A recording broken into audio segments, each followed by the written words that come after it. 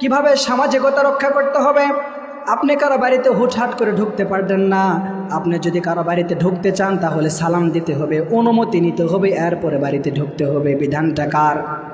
আরো জোরে বলতে হবে ভাই, বিধানটা কার? আল্লাহর বিধান। এটা কত সুন্দর একটা সামাজিক নিয়ম। কারো বাড়িতে যখন আমরা প্রবেশ করব তখন অনুমতি নিব, সালাম দিব, এরপর আমরা ঘরে প্রবেশ করব। যখন সালাম দিয়ে অনুমতি নিব তখন আপনি ঘরের কোন বরাবর দাঁড়াবেন? হয় ডান দিক দাঁড়াবেন অথবা বাম দিক দাঁড়াবেন, কিন্তু মাঝামাঝি অবস্থায় দাঁড়ানো যাবে। কারণ কোনো মহিলা যদি ঘরের দরজা খুলে দেয় তাহলে মহিলার মুখ বরাবর কোনো পুরুষ দাঁড়াতে পারে, তাহলে মাঝখানে শয়তান আছে না নাই? তাদেরকে ধোকা দেবে প্রিয় ভাইরা। এই জন্য কারো বাড়িতে অবশ্যই প্রবেশ করার সময় হুটহাট করে প্রবেশ করব না, সালাম দেব, অনুমতি নেব, এরপরে ঘরে প্রবেশ করব। কত সুন্দর বিধান আল্লাহ তাআলা দিয়েছেন। এক সাহাবা এসে বিশ্বনবীকে বললেন, না রাসূলুল্লাহ, হাবিবাল্লাহ, আমার পরিবারে দুইজন ব্যক্তি, আমি এবং আমার মা।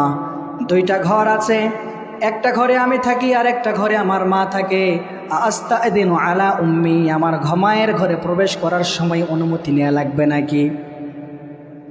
বিশ্বনবী বললেন, আতুহিব্বু আন তারাহা উরিয়ানা, হে সাহাবী, তুমি তোমার মাকে কখনো কি উলঙ্গ অবস্থায় দেখতে চাও?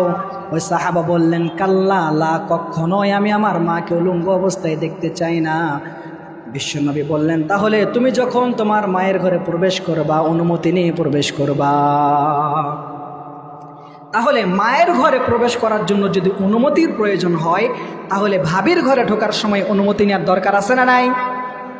চাচাতো বোনের ঘরে, ফুফাতো বোনের ঘরে, চাচির ঘরে, মামির ঘরে, কোনো মহিলার ঘরে প্রবেশ করার সময় অনুমতি নেওয়ার দরকার আছে না নাই? আরো জোরে বলতে হবে প্রিয় ভাইয়েরা, আছে না নাই? আমাদের সমাজের রন্ধ্রে রন্ধ্রে, প্রত্যেকটা সমাজে, প্রত্যেকটা মানুষের বিবেক বিবেচনায় এটা কাজ করে যে কারো বাড়িতে ঢুকলে মনে হয় কিছু বলতেই হয় না, বাহির থেকে ডাকতে ডাকতে ঘরের মধ্যেই চলে যায়। একটা মেয়ে মানুষ বাড়ির মধ্যে এক এক অবস্থায় থাকতে পারে, অথবা আপনি যখন কারো ঘরে ঢুকবেন ওই মহিলা ঘরের মধ্যে অল্প কাপড় পরেও তো থাকতে পারে। এই জন্য কারো ঘরে যখন হুট করে ঢুকবেন সামাজিক অশান্তির সৃষ্টি হওয়ার একটা সুযোগ আছে না নাই? মনে করেন আপনি কারো স্ত্রীর ঘরে হুট করে ঢুকলেন, তিনি এমন একটা অবস্থায় আছেন যেটা আপনার জন্য দেখা হারাম। তো এই অবস্থায় সে যদি তার স্বামীকে বলে দেয়, এটার মধ্যে একটা ঝামেলা আছে না নাই? কথা বলতে হবে ভাই, একটু জোরে আওয়াজ দিয়ে বলেন, ঝামেলা আছে না নাই? এর জন্য কারো বাড়িতে ঢোকার সময় অনুমতি নিব কি নিব না? অনুমতি নিয়ে তারপর আমরা যাব।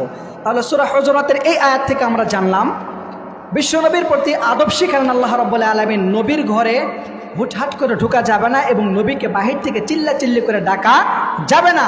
এই আয়াতের মধ্য দিয়ে আল্লাহ রাব্বুল আলামিন গোটা বিশ্ববাসীকে সামাজিক নিয়ম শিখালেন, সামাজিক রীতিনীতি শিক্ষা দিলেন।